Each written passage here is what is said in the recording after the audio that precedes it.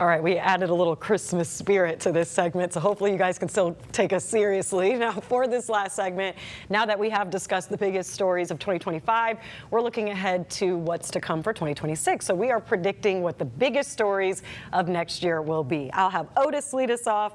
Otis, what are your predictions of the biggest stories of 2026? Well, I think the biggest story should be, and I hope it is, our 2026 election.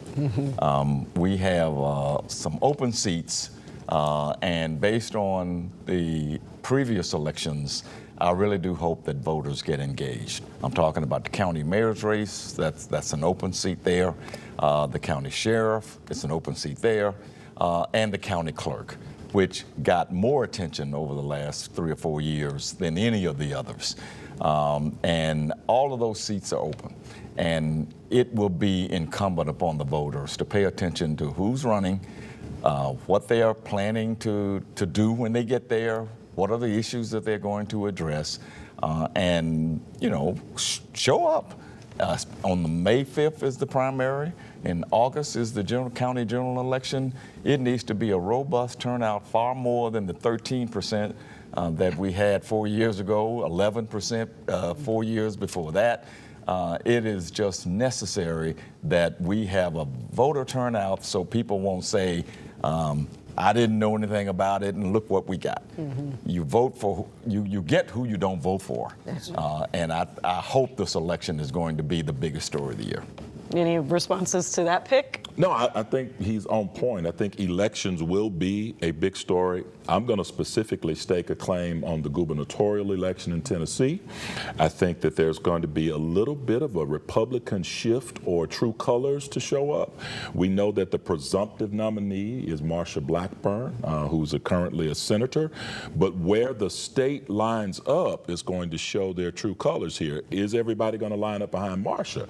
Because you have a speaker, you have a governor, you have a lieutenant governor, and all of these people have to either show party loyalty or they have to vote their true convictions. And so we're going to see where that really happens. I'm also going to say that purple is going to be the new blue, because we continue to see a seat or two picked off here or there. We got close with Afton Bain. I don't know if there'll be any more special elections that come up, but if there's a Republican fallout here, there could be some people who say, I'm resigning, I'm getting out of this thing, and then we can see a few more districts turn purple, not necessarily blue. Last prediction, the name calling and civility will get worse next year. It will get worse. We have allowed this to get to a point. No, I think because we as an electorate have not stepped up to say, stop it, we won't tolerate it. We have tacitly approved it in so many ways. I'm speaking against it right now. I hope it stops and there's a return to civility so that we can get to the true issues that impact people who live in poverty. Well, let me ask you all this, since you all have been in this community for a long time, reported in this community, the decorum has also kind of astonished me a bit in my experience, just in journalism. Has it ever been this bad, like where they just say, oh, it has, this is just how it is here? It's been bad, but it's been issue-based. It's been issue-based bad. For the most part, but go all the way back to the Boss Crump days. Boss Crump and a guy named Watkins Overton, they had spats almost every single day. And Watkins resigned the mayor's office. He resigned over here. He penned letters to the editor of the newspaper calling him a tyrant and a dictator. Political grandstanding is always a part of it. Let's go back even to when Jim Sasser ran for re-election to the U.S. Senate against Bill Frist. That was one of the nastiest campaigns, Frist against Sasser, I've ever seen. I still recall it. But in the coming year, don't forget we're going to have a school board election. And that's probably going to be the first time I'll ever see widespread interest in the school board. And people are going to take notice, I hope, of who they're getting ready to vote for. And I agree with the Reverend here that I think there's going to be an increase in Democratic interest across the board. Really, it's coming out of Washington because it's a reaction to what's coming out of Washington. I think that's going to give a lift to Democratic candidates across the state. And although I still think that Marsha Blackburn is the likely winner. I think that any Democrat who chooses to go against her, including Jerry Green, will have some wind at her back. Yeah. And it's, anything in politics is possible. Definitely a Republican win. Definitely I a think Blackburn so. win. I just wonder where all of the strong horses will line up in the race. Look, truthfully, the acrimony between candidates it started even when George Washington ran. Very true. Come on. It's been there I wasn't there. Way I just want to say. social media, though, too. So. Well, social media Right. feeds into that.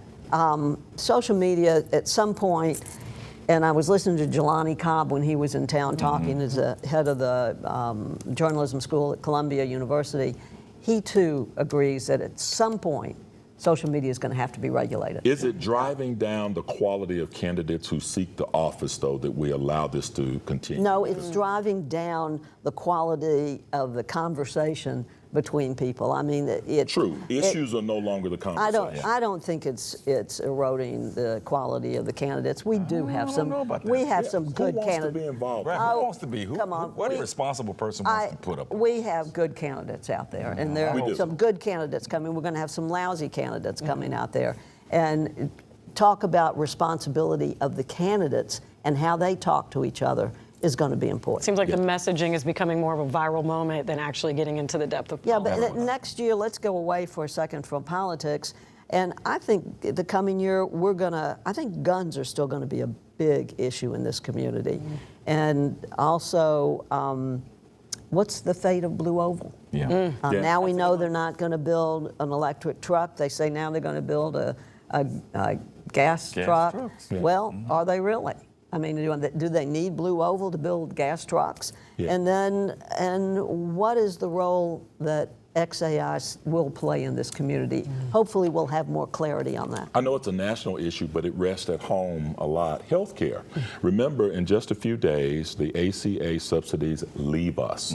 We've been pushing for that, and then we have in our own community $1 billion ask for a healthcare system. And so unsubsidized payments and people who, the uncompensated care numbers are going to go up tremendously, and that impacts Memphis in a way that it doesn't resonate in other parts of the United States. I think we have to keep our finger on the pulse of all of Those these are all things. great predictions. I think our viewers are very enlightened by that. Thank you all so much for being here. On that, we're going to wrap it here. Thank you, guys. Thank you for watching ABC24 This Week. Hope you'll join us next week in the new year for ABC24 This Week.